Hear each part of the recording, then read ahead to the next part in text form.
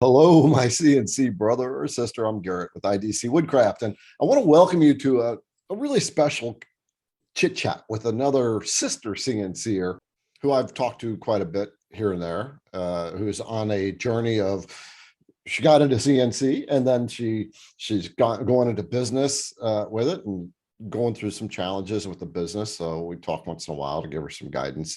But the whole point of this video is to talk to our sister CNCers. So if you are female looking to get into CNC, or you're starting to do it and not really sure how to go, this is the whole reason I've got this little talk going where we can talk to Katie, and Katie can give Kate, I just asked her, do I say Kate or Katie? And she said Kate, so it's Kate, to give some of the insights, some of her journey, and then what she's up to and some of her challenges, but also for her to share that you can do this kind of thing, getting into CNC and getting into business. So Kate, will you please take a minute to introduce yourself, what you're doing, where you're at online, how you're, I guess start at the beginning. What got you into CNC? What was the underlying thing that really got you going into your own thing? That is a loaded question, Garrett. Thank you for having me on the show. I so appreciate you just taking the time to reach out to someone like myself. I have been watching your videos avidly for so long, ever since I started my CNC journey. But to answer your first question, my name is Kate Tucker. I own Rise and Shine Wood Signs. I have been in business for about 5 years. I really started this entire journey about 6 or 7 years ago, not so much in the CNC world, but just in the craft world in general. It's always been something that's been a passion of mine, just making really cool personalized gifts for people that I could sell or just gift to my friends and family. So the journey really started out with a small Cricut machine. I'm not sure if many of you know what that are, but a lot of women in the craft world know exactly what a Cricut is. There are now at least 6 or 7 different models. So I started out with this small little $300 machine and a few rolls of vinyl, and I thought, I'm going to do something big with this. I can just feel it in my gut. So I started making little bitty gifts. I started making wooden signs, and that's really kind of where I found my niche. And so with that, people were like, Kate, can you make me a bigger sign? I want like this big welcome sign for, above my mantle, or a Halloween sign, or whatever it was. And I just became kind of known as the sign girl.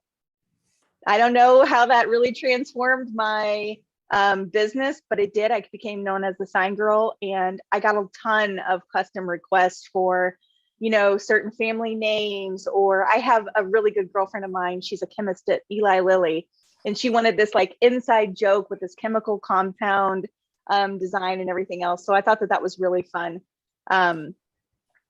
And then it just really spiraled from there. I really took off in a direction that I did not anticipate. This had, like I said, just started to become a little craft hobby project. And before I knew it, I was making a purchase of a 36-inch vinyl cutter from US Cutter. And it just kind of took off as like the sign girl. And I don't know. Then I decided, I was like, how can I really make more money with this instead of just always doing custom requests that takes so much time? I'm very much a business person. Both my parents are business people. My dad is an entrepreneur. He was actually a stockbroker for Edward Jones for 30 years, and he started back in the day knocking on doors. So if anybody knows how to do cold calling and cold selling, it's my father, and I watched him do that. So Cold calling is hard. Yes, it is. Yes, it is. That's tough. Yeah. Talk about learning how to have a thick skin. I thought it was interesting that you became known as the sign girl. How did that come about? How did you like step into being called the sign girl? Tell me this dirt. Give me the dirt. Give me the dirt. Okay, so I guess I don't really have a big fancy explanation for it. It's just, there's not a lot of people around me, because we live way out in the country, that could make things that you could find on Etsy for a reasonable price that they weren't going to charge you an arm and a leg. And that's really I guess where I fell into that specialty category for the sign girl is everybody was like, well, she's not going to charge me an arm and a leg. She's really, I guess people would say, if they had to describe me, they would say I'm just authentic. I don't pretend to be something that I'm not. And I take so much pride and professionalism and perfectionism into my work that I knew that I wasn't going to be overcharging them and that I was going to be giving them a good quality project. And honestly, at the end of the day, that's how I went to bed. That's how I laid my head on the pillow. I just knew that I could not overcharge someone for something that wasn't absolutely perfect in my mind. And if anybody that knows me knows I'm a perfectionist at heart, and all of my work has to be just perfect for it to go out the door. So I think it just kind of spiraled. People were like, well, she does really good work and, you know, it's not too expensive and this and that. But as you know, the world and the economy has changed. The prices of wood have gone up. And where I really began to struggle was those wood signs and those home signs became so popular. So, I mean, the market just exploded with them. And of course, every crafter, every YouTuber was online showing how to do this, showing them how to make them. And people were buying their own Cricuts. They were getting their own materials. They were making them themselves. And so the market just became extremely oversaturated. And I said, I need to elevate. How do I take the next step to make sure that I can keep up and stay ahead of the curve? That is my entrepreneur heart. I don't know. How do you stay ahead of the curve? Is every entrepreneur is asking themselves that same exact question. How do I stay ahead of what's coming? What's coming next? Looking on Pinterest, looking online, looking on Etsy, looking on Google, just lots of decorating forums, magazines, all the things. And I really thought to myself, I think I want to do paint parties. I still love to connect with people. I still like to make money, and I still like to have fun. So I took this huge vinyl machine and I started looking online, and I'm like, Garrett, where all these people have all these beautiful designs online. How do you get these designs? And I thought, I've got to learn how to make these things. Like, this is not going to be easy for me to figure out how to make. And yet I did, because I feel like when you really want to learn something, you're just going to immerse yourself in it. Kate just made an interesting point here where she noticed that there's a lot of people doing a lot of the same stuff and recognizes that she needs to step outside of that window of everybody else to be different, to stand out. And she did one of the things that you really have to do. You immerse yourself into whatever craft you're learning until you start to see what people are needing. And in this case, Kate said, I won't be the design buyer. I will provide the designs to those people who are buying them that are in that big pile. And that's how, or one of the ways that she is actually standing out for herself in this new area. I mean, as you'll find out, she's still finding her path, but she's coming at it in the right way. So the whole point of why I've jumped in here is, as an entrepreneur, if you want to stand out, what you need to do is look at what everybody's doing, and then what are they wanting, and then serve that market of the masses. So in this case, the masses are the CNCers or the Cricut the designers, the people who are buying all these designs to make their stuff. She'll be a supplier for that, or the trainer for that, or both. Either way, what she's doing is she's finding the angle that's going to make her stand above the rest. Serve the market, so to speak, or serve the market who's serving the market. All right, let's get back to Katie.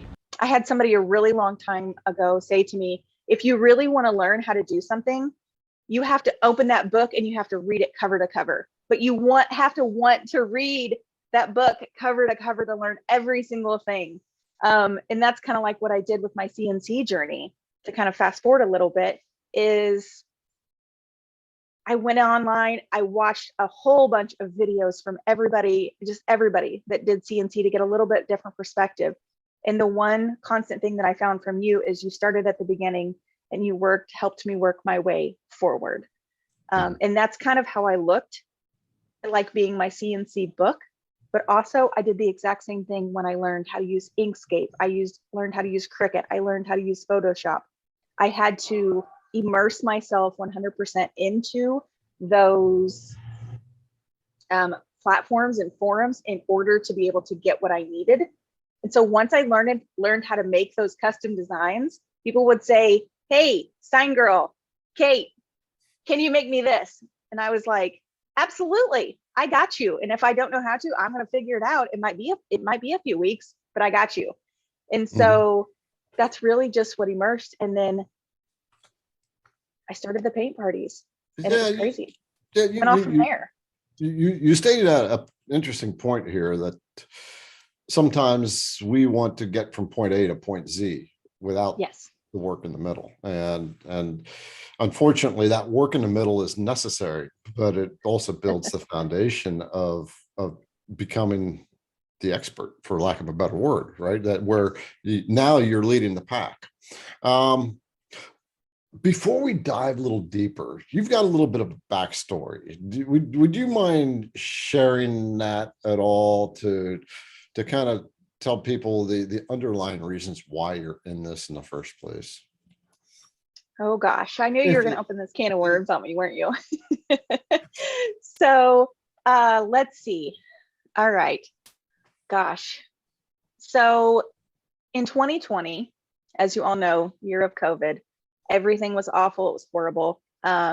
We had just moved to Northwest Indiana from our family. My husband's job relocated us to DeMott, which was a great little town, great little city in Northwest Indiana. And I was finally getting we had moved in, we had been there, everything was starting to take off. My business was I was like, yes, I'm finally up the hill. We moved, I'm settled. I have a new community of people I can work with, new women that I can do things with. And one day not to be too personal, I was having some issues in my breasts, and I noticed some issues. And so I called my doctor and went in and had some exams done. And it turned out that I had a 5.5 centimeter mass in my right breast. I can kind of look back, and I always say that Jesus is in my corner, and I always have all my faith in him. But to make kind of light heart of the situation, we called it the lime and the coconut. So I had a lime in my coconut, and I turned out I had a cancerous mass in my right breast in 2020. So of course, with COVID, I had so many things. I had my kids at home. We were, all the schools were closed down. My husband, that had normally been traveling like 100% of the time, was at home trying to work. We were trying to navigate all of this. We weren't serious. We weren't sure how serious this mass was. It was involved. I had so many different tests done. It was really, really tough. A lot of treatments, a lot of surgeries, things like that. Luckily, when they went in, they got it all out. I didn't have to have any really serious radiation chemo treatments, but I did lose a lot of my hair, which really stunk. But when your body and your mind and your family and everything that you know just comes to a screeching halt, I couldn't even think about my business. I couldn't even wrap my head around it. Every time I looked at my husband, I almost just wanted to bawl and cry my eyes out, because I was terrified that I wasn't ever going to see him again, or that he was going to be doing this on his own with our kids. And I really didn't know how to process that. So it takes you back. It takes you back about 50 million light years backwards in what your priorities need to be. And that is your family and your faith. And that's really it. I mean, that's really it. And the hardest part for me was I had to go through this entire process by myself because of COVID. My husband couldn't go in with me. He couldn't be there during my surgery. He couldn't be there during any of these really invasive tests. He couldn't be there while I stayed. He couldn't do anything. He literally sat in the car the whole time while I was having all of this done. So, and he would text me here and there, or I would text him when I could, but it was just really painful. So after that, I kind of decided I want to do life a little bit differently. I want to learn to live my best life, not just play and dabble and just be. I wanted to really learn to be present. I wanted to immerse myself into the things that were most important to me. And those most important things were my husband, my marriage. We've been married for 15 years, our children, and our community, the community of women that surrounded me, the outpouring of love that I got. Garrett, I got so many like just t-shirts and fun little things and beautiful bracelets from all of our, just, I can't even tell you, so many meals. And I was like, this is what life is. This is how important things are in life. We always get so caught up in our worlds. Just, I've got to do A, B, C, D, E, F, G, G, G, and then get all the way to the end of the day and just be like, okay, I'm done.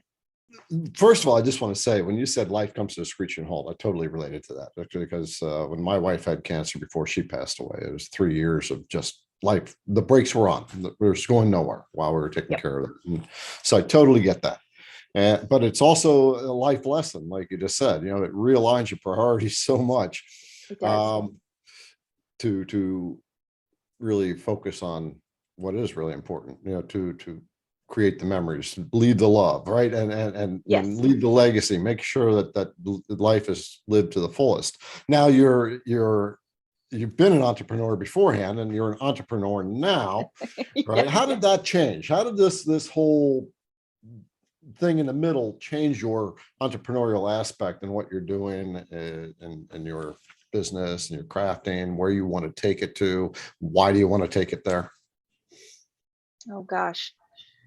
Well, it gave me more drive, to be completely honest. It gave me a deeper yearning in my heart that I knew this is the place I am meant. This is the space I am meant to take up.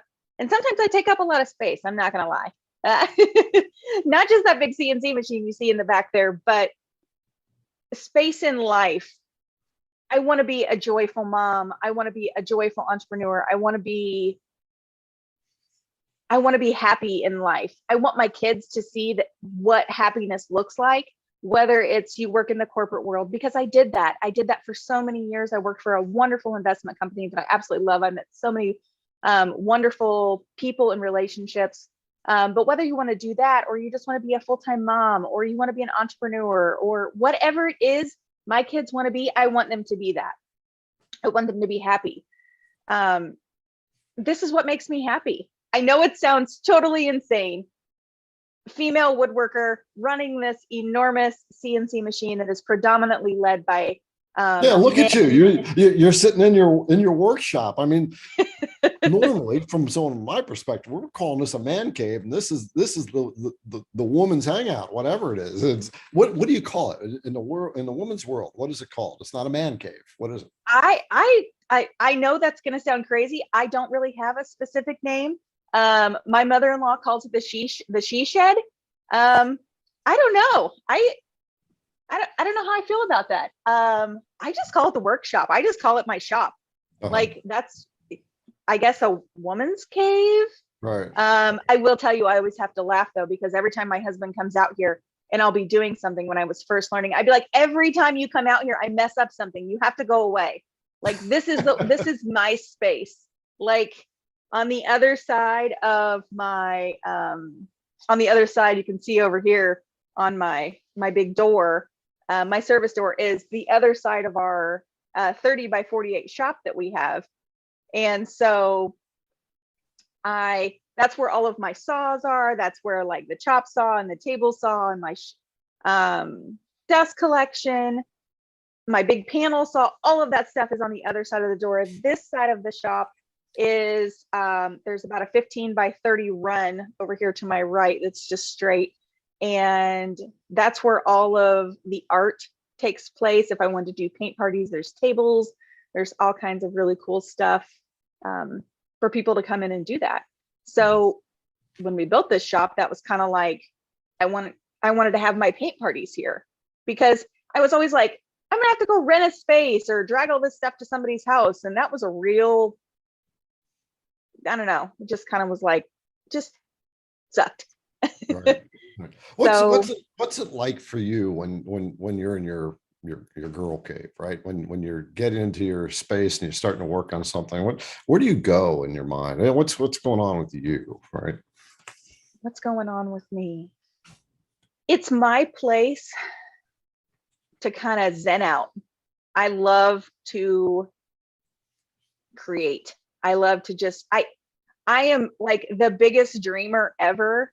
So I just like to really, what comes to me, what inspires me. Sometimes people will send me stuff and they're like, hey, can you make this?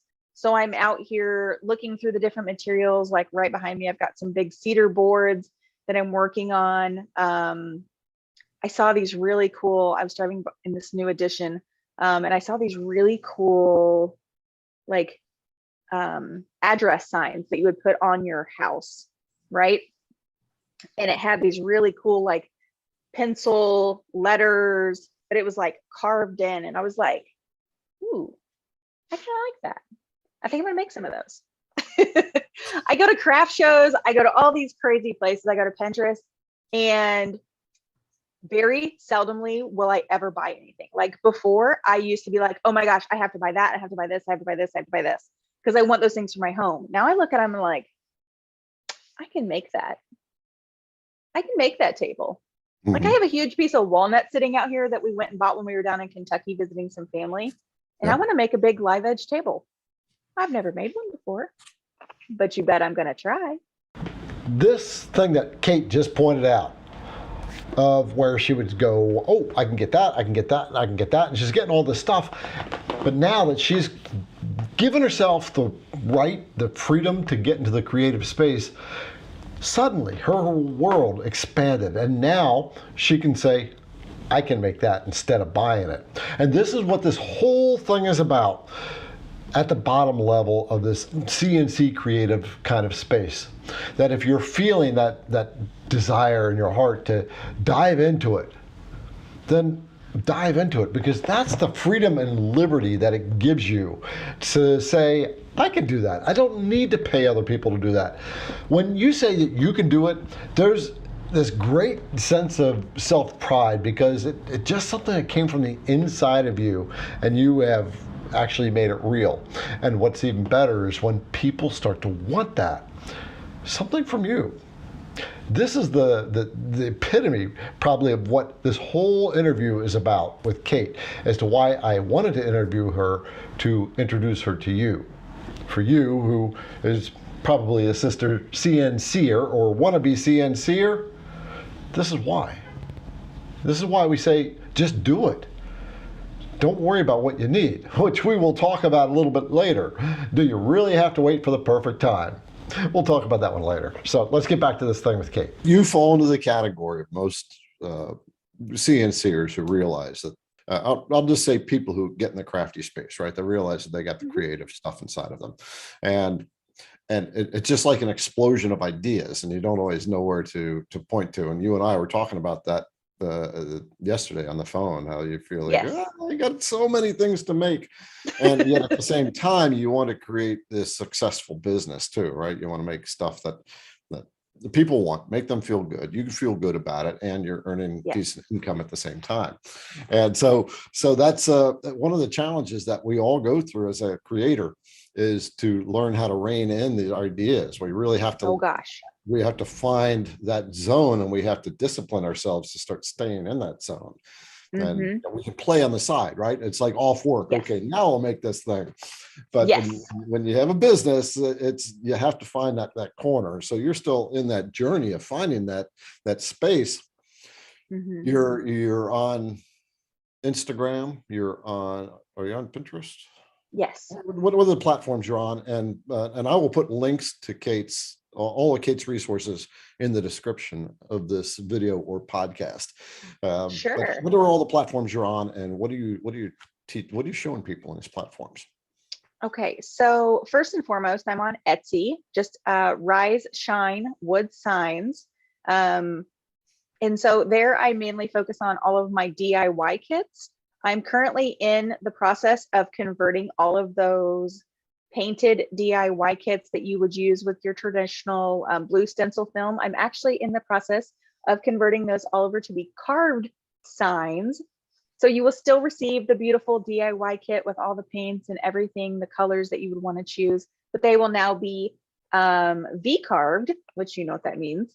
Yeah. But they will just be simply carved for people to paint in and have a really different sign element to their collection, whether it's their name. So on Etsy, you have a DIY kit that people can actually pick up, right? They can buy. Yes. And what do they get? What comes with that? Before we move on to the other stuff, what comes in your DIY kit, and what's Sure. Yeah, explain it. So what comes in a DIY kit is it's a 3/4 inch piece of birch wood. And usually it's, I would say, no more than like a 16 by 20 size. It has a wood frame around it if that's an additional option that you want on it. It comes stained in any color. It's already put all together. The stencil film is already put on the sign for you. And then you have an option up to 5 colors that you can customize your kit with. You get paintbrushes, you get a squeegee, you get a pick, you get all of the necessary things to make the kit work and to do it. But instead of it being, painting over that stencil film like the traditional farmhouse stencils are made, or the farmhouse signs are made, this is actually carved in. So it's already primed, it's already ready to go. All you have to do is paint it and then peel off that masking, and you have a beautiful custom sign ready for you to go. There are a few other projects that I've made that are for sale on Etsy that are ready to go, that you just literally add to your cart and I'll ship to your door. So that's one platform I'm on. My second platform is actually my website, which is just riseandshinewoodsigns.com. So that's on there.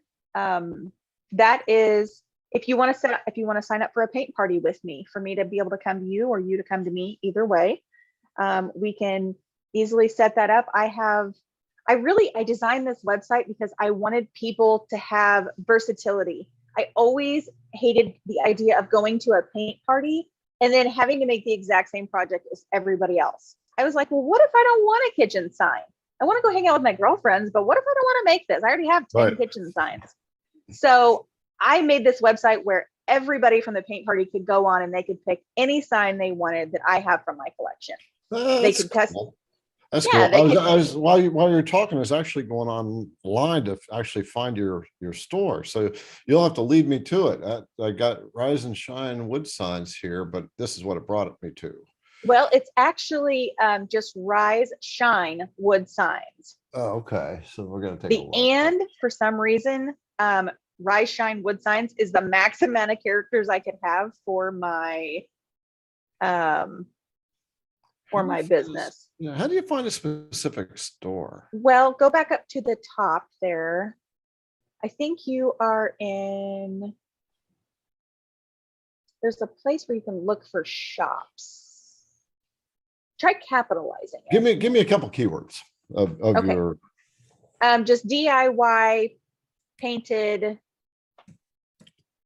or DIY paint kit. paint set. There All you go. right. So There are a lot of little laser projects.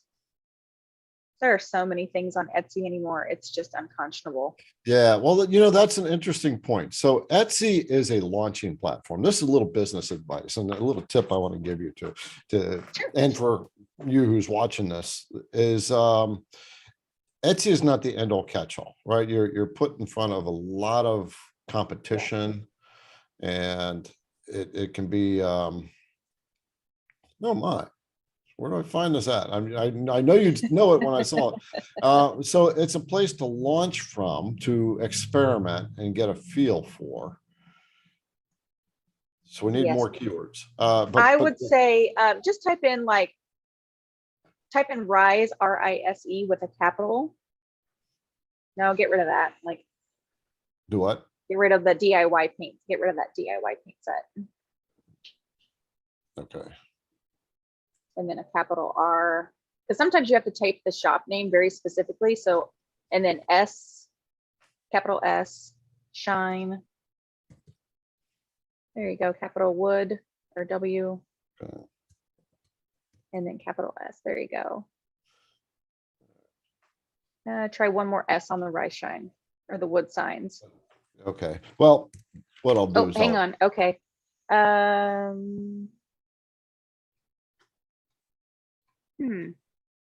That's odd. Isn't it? It's so funny, even with Etsy. Okay, go back Yeah. up to the top. Well, And- tell you what, I will insert a picture of this and when I edit this.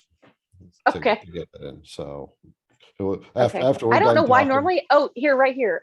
Did you mean the shop Rise Shine wood signs? Go down just a little bit from your cursor. Right. Oh, right there. Nope. Up. Go up a little bit. Up a little more. Up a little more. Right there. Right there. There you go. Yay, finally. Yeah. Okay, Rise Shine Wood Signs is the name of the shop. So I'll get the link and I'll put that into the description. Yeah. I don't know why that took so long to find. So anyway, let's get back to our chit chat here. And so now we've talked about your entrepreneurial journey, this little life event, the big life-changing event that happened in the middle of it, and Yes, especially yes. during COVID, that made it that much harder because you couldn't have the people to hold your hand with you, and so you kind of had to go through it alone. And then now it gave you a lot more drive, and when you get into your shop space, right, you're in your zone, right? You get I guess the question I really wanted to ask was, does time go away for you when you're in your shop and you're just doing your thing? It really does. I always have to laugh sometimes because I look at the TikTok videos and you see these other women, like they'll go to their craft rooms and they're like, honey, I'm just going to my shop for 1 minute. Like, I'll be right back. And then it's like sunrise to sunset, like, we're back. That's literally how it is. Some mornings, I'll get my coffee, I'll get my, day started, whatever, throw my hair in a bun, and I come out here, I get the kids on the bus, and I'm just like focused. Right. And before I know it, it's noon, and I'm like, oh crap, I probably ought to go eat some lunch or something, or like leave the building and go get some sunshine. But you don't want to leave your shop, right? I don't. Isn't that crazy? Like, I really don't. I'm always out here. I'm always conjuring up some type of thing. But the one thing that you mentioned about being an entrepreneur is when I was going through all of the things during COVID, when I was going through all of my recovery, I had a lot of quiet time with myself. I had to really think about what I wanted from my life, what direction I wanted to go, and where I wanted to drive my business. So you said a lot of hobbies. There's so many crafters. There's so many things. We want to make this. We want to make that. We want to do this. We want to do that. Of course, yes, but that's not the entrepreneurial spirit. In order to make money and be a true entrepreneur, you have to have something that you can make and something that you can repeat in a repeatable process. Now, this is something really important that Kate just said. To be a true entrepreneur, you have to be able to funnel yourself in and be able to create something that's repeatable. It's really hard in the beginning because we are creators, right? We have all this creative energy inside of us and we want to make everything under the sun. Unfortunately, in order to create a business that we can scale at any level, we do need to hone that in, or rein that in, and hone our skills in a certain area.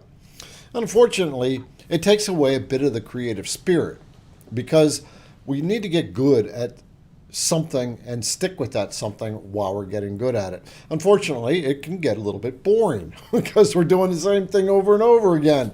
Kind of what you wanted to get out of from work. But the good thing is you have built this, right? Kate has built what she has built.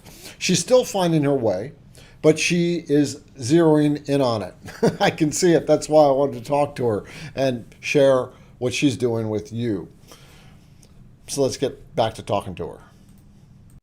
So the DIY wood signs have been a great source for me. Like I said, I'm starting to move those over into a carved signs instead of just a that traditional 813 stencil vinyl that everybody just paints over and then pulls up, and there's like overlaps and there's all these problems. I'm really trying to take the guesswork out of that, because there are so many women that would come to my DIY parties and they would be like, Kate, I've never painted before. This is going to be such a mess. I have no idea what I was doing. And I would lead them exactly through it. And that's what I do. And especially like with these carved signs, girl takes that, or guy, whoever's doing it, takes that guesswork right out of it. You don't have to worry about a thing. I've got you. You Right. can follow along with me on YouTube, all of the good steps, literally step by step by step. Make it so easy. Anybody can do it. Even my kids can do it. I've said, here, try to mess this up. Just slab the paint on there, do whatever you've got to do. And they do it and they pull it off. And they're like, Mom, it's perfect. I'm like, this is the type of product that is a repeatable product that no matter who does it can do it. Yeah, absolutely. So there's something fundamental here. When you said, as an entrepreneur, what you really need to do is, you've got to have something to work around and work with, like a product you can repeat and get out there over and over, or service that you can repeat. And Right. that's one of the things that stops a lot of people, because they don't know, right, what to make. And my experience, advice, as I'm a mentor to some people, Sure. is you just got to try, right? If you don't know, you're not going to know until you start to work towards it, right? And then it'll find you, because you are going after it. But if we are Yes. waiting, it'll always wait out there in the wings and never show its face. And that's so the idea behind that for you who's listening, and especially if you're female, and this, like I brought Kate on, that's the reason why, for female wannabes who want to get into the crafting space, CNC machines or whatever, you don't Right. have to know what you're going to be making. You just have to step off the ledge and start doing it. And it's kind of weird when you're filling you're filling the swimming pool as you're on the way down, right? Yes. And you're afraid that the swimming pool isn't going to be full. But what you find out along that journey is the pool starts to fill up by default, because you're on that journey, and somewhere in your heart, you've committed yourself to that journey. And this is why I like Kate, because she's got a certain commitment in her heart in this.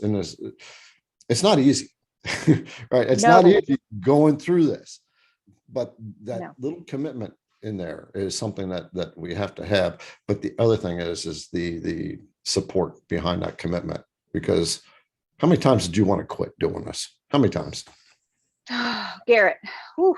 My friends, my fellow sisters, let me tell you this. When I started this business, we lived here in Indianapolis. I finally felt like I was going to get my business, or I was going to start a business. I had no idea what I was going to do. At first I thought, I'm going to make keychains. Meh, that didn't work. Then I thought, I'm just going to make t-shirts. I made a lot of t-shirts. And I bought a heat press, and I bought all the heat transfer vinyl. I bought all the things. And then I started making wood signs. And then I was like, I've maybe used a chop saw. I watched my husband use some circular saws. Like, my husband's like the jack of all trades, handy kind of man. Me, not so much. You need somebody to help decorate your house or pick out Easter outfits to coordinate. I'm your girl. But when I started working with power tools, I had no idea what I was doing, and literally made a lot of errors. But I will tell you, I did so many different things. It's not always just going to be one thing that you're going to find right away that you're going to be really good at. When I started making t-shirts, I was terrible. I still make t-shirts for friends and family, but when I started making wood signs, from what I looked back when I started to now, holy cow, I can't even tell you the journey. But in that journey is where that beautiful unfolding of that process came, and how I became to running a CNC machine. But when we, in the middle of all that, and I thought, well, I'm going to start a business, I'm going to start doing all this, my husband said, Katie, we're moving. What? He said, we're moving to Northwest Indiana. I said, no, we're not. He said, yeah, we are. We have to sell our house. Well, what happens when you sell a house? We have 4 kids. 4. When you sell a house, you literally pack up everything that isn't something decorative. You put all your crafting stuff away. And for any crafter or anybody that even has a workshop or anything, if you know somebody else is going to be coming in your wood shop, are you going to leave all of your stuff out? No, you're going to put everything away. You're going to have everything all beautiful. So that really pumped the brakes. Then we moved. Then I finally got there, got set up, got things going. Then I was diagnosed with breast cancer. Pump the brakes again, number 2. Then we got going. Then I got going again. And I finally said, yes, we're going to take off. My business is going to launch. Yes. Beautiful paint parties. My husband said, hey, the guy that moved us up here in the business, he's no longer working for the business. So now we have the opportunity to move back home to Indianapolis. What? You want to sell our house here and you want to move back home? What? Okay, sure. I had like 6 paint parties lined up. I had like the Kiwanis Club. I had this big bar event. I had this event at the library. I had so much money in my pipeline and people ready to order. I had a big event with some teachers for like a teachers conference. I had so many things in the pipeline ready for me to go off. And my husband said, we need to put our house on the market right now because the market's hot. And this was just last summer that we moved home. I said, okay. So I had to cancel all of those events because we had to put our house on the market. Our house, we put it on the market and it went like lightning quick. Then the people called and said, we want to move in 2 weeks sooner, which my kids had still 2 weeks of school left. I'm like, they're like, but we have to move. So you have to move. And I'm like, okay, well, if we have to move, then those other people that we're going to have to move too. So it was just this whole thing. So I've not only had 2 massive moving events with 4 children. 2 of them are still in school. My 2 older ones are gone. I had a son that left for the military. I had breast cancer. I had all of these things. So if I can do it, you can do it. If she can do it, you can do it. That's ultimately the bottom line here. When you're feeling like you want to go after it and you're just not sure, look at her, running 4 kids, dealing with cancer, moving, and still building a business. Hard, but she wouldn't have it any other way. Just like me as an entrepreneur, wouldn't have it any other way. You are a creator. If you want to get into the CNC space, go buy the machine. I have a long mill. There's a link down below to use that. She has a Onefinity. There's a link down below to get that. But the whole point is go get it. Just do it. If you're getting some inspiration from Kate, will you take a moment and leave a thumbs up on the video? Let her know that you're behind her too, with all her trials and tribulations and trying to make her business take off, that you support her as well. Comment down below. Please talk to Kate. Leave a comment for Kate. Let her know what you think and give her some encouragement, because one of the things as an entrepreneur, a lot of times we feel like we're going it alone. It's not easy. So when you have the support, it's the little thing that keeps you going. One of these little things that we don't realize when we decide to do our thing is when we get that intention. A lot of people want it to be safe and a nice, easy ride up. And literally the law of life is when you have an intention to move into a new space, there is always the disruption in your life, and it feels like it's all bottoming out, going downhill, and it doesn't matter. It's a guaranteed bona fide promise you will have that disruption, because you are taking yourself into a new space, and we don't know that space, and so it's very uncomfortable. It's outside of our comfort zone, literally. And so that's the disruption, and life will find a way to make it hard for you. And this is one of the things my mentors always say is, we have to earn our right to get there, right? And that's part of earning the right. The point is no matter how hard it is, there has to be a bottom, right? And once you hit that bottom, you're going to go up. Oh, I went like this, bounced off the bottom of the pool. And then the water finally got in there, huh? Yeah, it did. Yeah. So the start is not an easy ride. The interesting thing is you start to align yourself with a very different kind of people at the same time. All right. Now you start to align with not just people who go to work, plug out, and now let's going to chill out and watch Netflix the rest of the day. Now you're dealing with people who are, how can we get this business going? How can we make it better? You start looking for the people that are going to help you get there. But that comes with the intention. If you're not 100% committed, if you're only 99% committed, then it won't work, right? I always say you have to give 110%, or I don't feel like I'm giving anything at all. I have a very set schedule that I run by, and a lot of days, I'd say like 8 out of 10 days, that schedule gets disrupted on some level. But if I'm not doing what I need to do to be successful, then who's going to do it for me? Literally, There is no one else out here besides me, myself, and I being my cheerleading squad. Like when I get something right on this machine, I'm over here like, happy dance, let's get it done. Yeah, you just nobody's your biggest cheerleader, but you have to be your biggest advocate, period. Right. No one will hand you the silver platter. You literally have to walk through it yourself. You can be guided by people and inspired by people, but you have to walk through it yourself. Looking back in the last 5 years, as challenged as it might have been, how do you feel about that journey? Oh gosh. Would you have had it any other way? Honestly, I might have changed a couple things. But overall, no, because I feel like it has really pushed me to be the person that I am. And when my daughter looks up to me and my son, and they're like, Mom, we're so proud of you for everything that you're doing. And we see how hard you're working to like build this business for you and for us. That's something that no one could ever take away from me. Kate just shared something that probably most of us don't think about when we're thinking about doing this.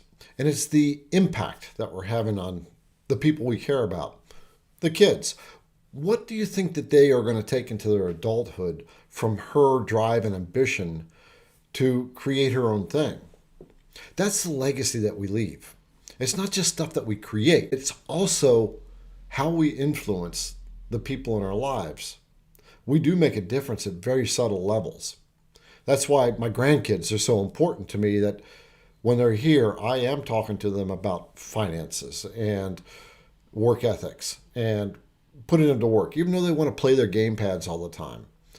It's just being pounded in there. And what really speaks is the action. That I am doing business, and time gets set aside for business instead of play. So you do leave a legacy when you start doing something like this, and you just have that drive to never quit. Somehow you embed that into those that are hanging around you. I've always wanted to be something that I could be proud of, that my dad and my mom could be proud of me for, but most importantly, myself. And I know that may sound really selfish, but I've always said, no one's going to be your biggest cheerleader for you other than yourself. I mean, of course, your mom and dad are always going to cheer you on if you have those relationships with those people in your lives. But I've always had to believe in myself. Garrett, when I bought this machine, this is the biggest machine that Onefinity makes, the biggest one. I didn't start with the woodworker. I didn't start with the medium one. I went for the Mac Daddy of all the CNC machines. And I told myself, I gave myself 6 months. I said, you've got 6 months to figure this beast out, to get it all up and running. And I know 6 months, people are thinking, I don't have 6 months to wait. I have bills to pay. I have things to do. But when you're running a machine this big and this vast with a lot of projects, I knew in 6 months, I was going to be up and running full par. I'm going to be carving lots of signs. I'm going to be doing lots of things, lots of projects. I don't have time to be fooling around with a small machine. I knew absolutely this much, double zeros, about CNCing ever. I knew how to run a router. I knew what router bits were. I knew all the saws. I had no idea what a CNC machine was fully capable of. I just saw it and I was like, ooh, this thing can carve really cool stuff. Let's figure it out. Let's buy one. So I saved up for it, bought it. And then in the meantime, in the 4 months it took me to get it, I found you. And now you're cutting stuff, and you made American flags with an eagle on it. Yes. And share people with how much you sold that for, how you're selling for. What's the price? How much am I selling them for? $245 a piece. Out of pine. Out of pine. Out of pine. Yep. So the idea is, the reason I say this is because I see, like on Etsy, right, that people sell flags and they're selling them for $80. And yeah, like there's way too much work in that. And the whole idea is you're not selling a flag, you're selling an idea and a passion, patriotism. And yes, when you find the right people, and there's no limit to the dollar you can earn when you're creating this stuff. You just have to find the right people with the right message. So yes. And honestly, when I sell those flags, it's not that I'm trying to price them too high.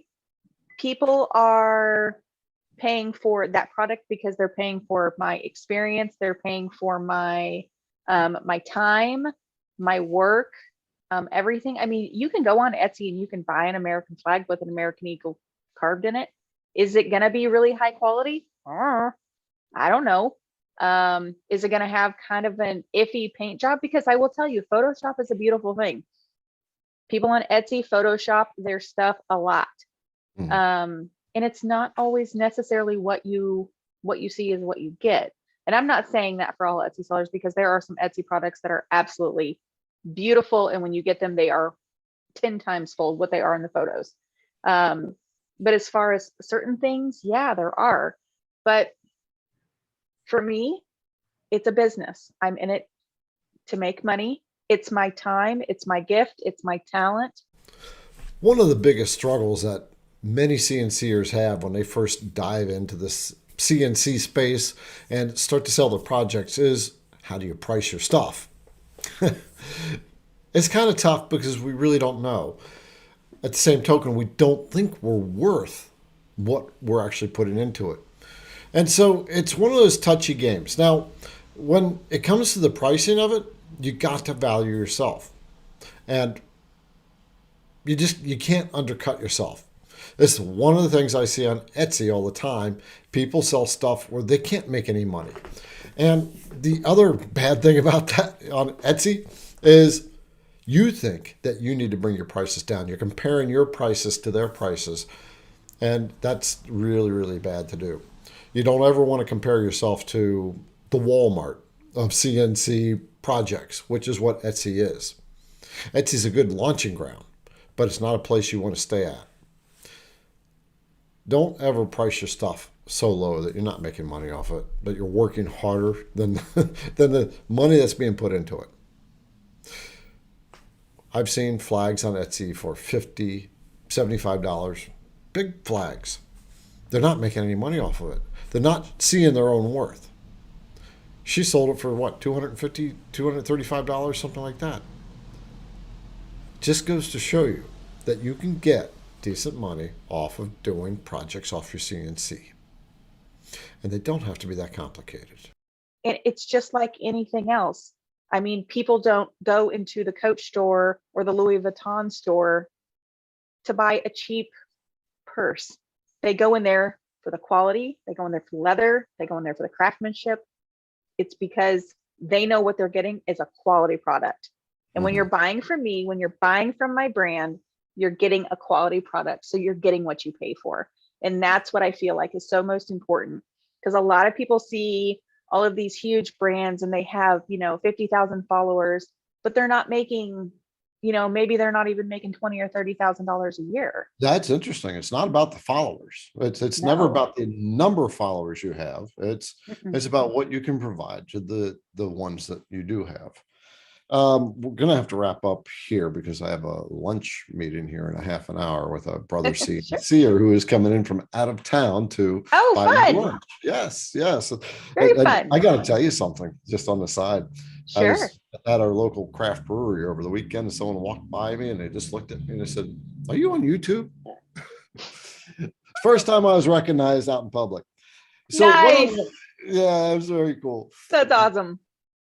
I'd like you to share with people because they see you at this shop and you're talking about the tools you have behind the wall there, and that could be something of where people get, but I need this, I need that, I need this, I need all this space, and I need all these tools. And what's the reality?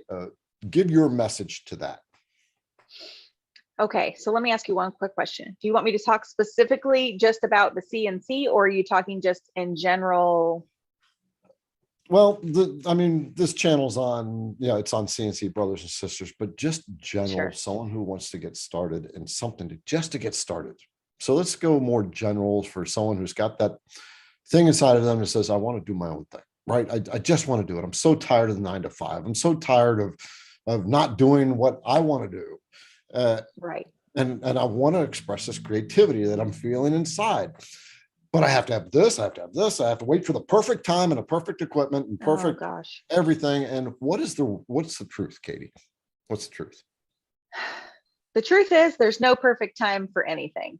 As a woman, they always say there's no perfect time to have kids. You just have to have kids. It's life. It's going to happen. As far as a CNC and a woodworker, I didn't have squat when I started. I had 0 things woodworking. It was a buildup. It's been a buildup of go to Menards, see something on clearance, like these clamps. You have to start, you have to allow yourself enough grace to start small. You don't have to go for the big Mac Daddy machine. I've been in this for 5 years.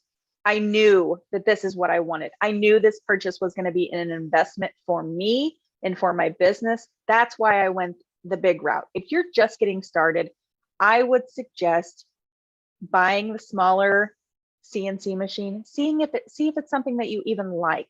If it's something you think you might like, go for it. Buy the bigger model if you want. There's not a lot of things that you need to run the CNC. I didn't have T-tracks when I first bought this. My husband and I built the workbench. It wasn't anything fancy. It's some 2x4s and some 4x4s and some plywood. I would just say start with the basics. You don't have to have a big fancy desk boot. When I first started, I used a shop vac.